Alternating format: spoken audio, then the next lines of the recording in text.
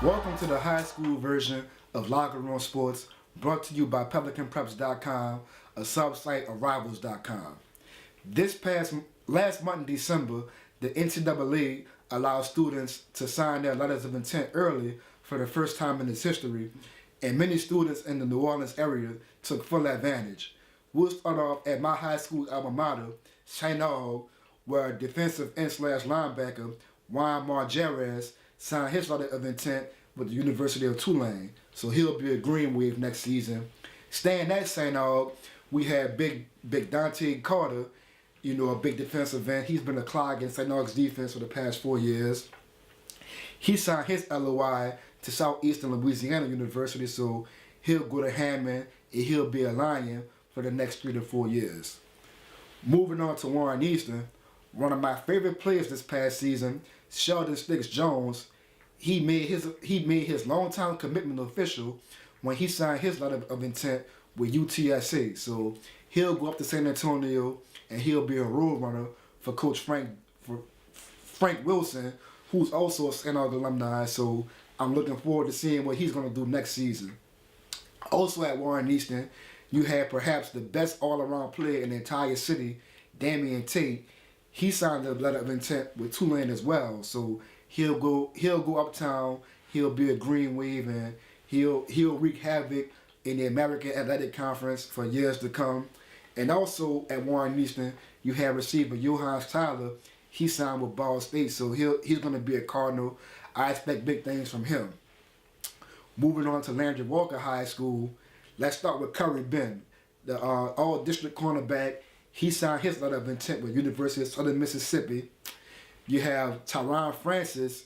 He switched his long-time commitment to La Tech, and he flipped to Colorado State, so he'll be hitting the Fort Collins, and he'll shore up their defensive backfield. You have four-star cornerback Corian Harris. He committed to the University of the University of Kansas, so he'll be going to Lawrence and going up there with Coach Tony Hall. And last but not least, you have, former 5-star receiver. Now he's a high 4-star, Devontae Jason. He went down to the wire. A lot of people wanted to know where he was going to end up going, and in the end, he ended up choosing Mississippi State. So he's going to go to Starkville. He'll be a Bulldog where he'll reunite with his old high school teammate, Katon Thompson. So in the next 2 to 3 years, expect big things from those two guys.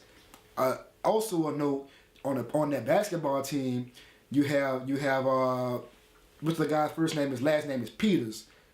He's a basketball player, also from Landry Walker. So, they have that big connection from Landry Walker to Mississippi State. So I think that might have played like somewhat of a small role in those guys going to Mississippi State.